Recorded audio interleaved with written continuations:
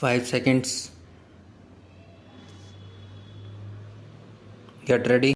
There has been a lot said about other matters. Here is Indonesia. It is a clear issue before this House. We have done precious little by way of actual active help. We are not in a position to do so, but we have sympathy for the Indonesians and we have expressed it as publicly as possible because we give our sympathy and some degree of help to Indonesia, and because this offends and irritates some of the major powers of the world. Are we to withdraw that help? Are we to submit tamely and say no, this might irritate this power or that? For it does irritate this or that power, and there is no doubt about it.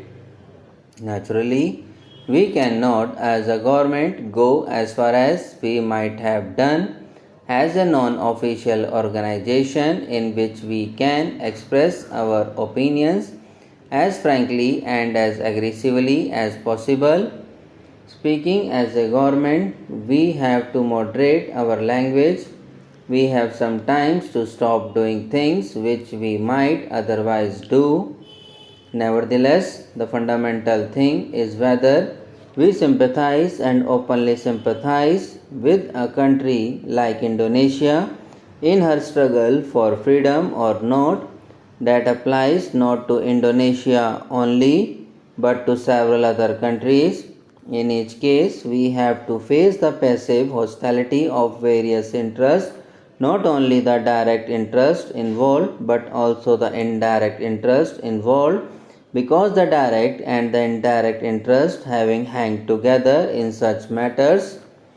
It is an astonishing thing to see how, for many months, the Good Offices Committee has functioned in Indonesia.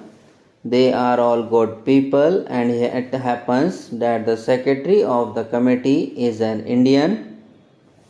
The way it has functioned and the results it has produced are not at all satisfactory. If this House is dissatisfied with what the Security Council has done this year or considered in regard to Kashmir, they would be still more dissatisfied, I think, if they considered the Indonesian Good Offices Committee's work.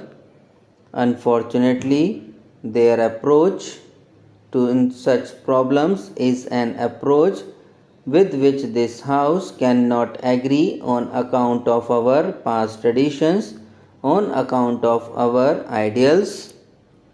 I am not talking in terms of this bloc or that bloc.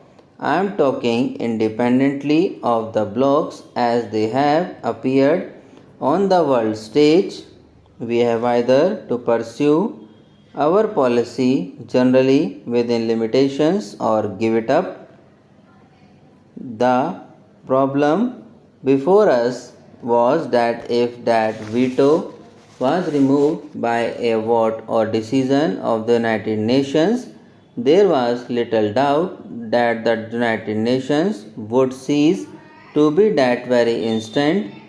That was the choice. It was not a question of liking the veto. On behalf of India, as on behalf of many countries, it was stated openly that we disliked the veto and that it should go. It was pointed out, however, that this could only come about by some kind of general agreement. We agree with what my friend said, that the United Nations, in spite of its failings and weaknesses, is something that is good.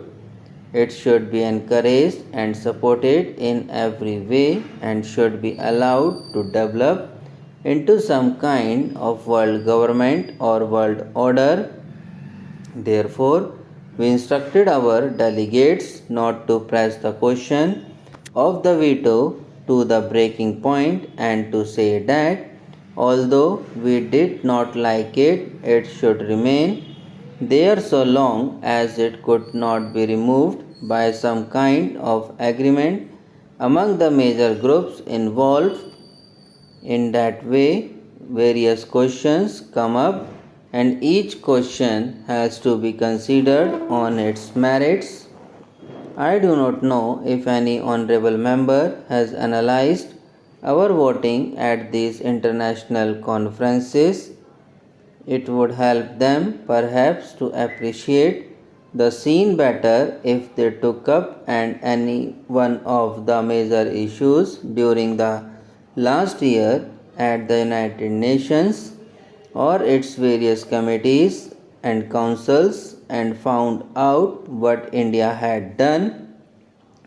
It is certainly true that our instructions to our delegates have always been to consider each question first in terms of India's interest and secondly on its merits, and not merely to do something or give a vote just to please that power or that power, though of course it is perfectly natural that in our desire to have friendship with other powers, we avoid doing anything which might irritate them.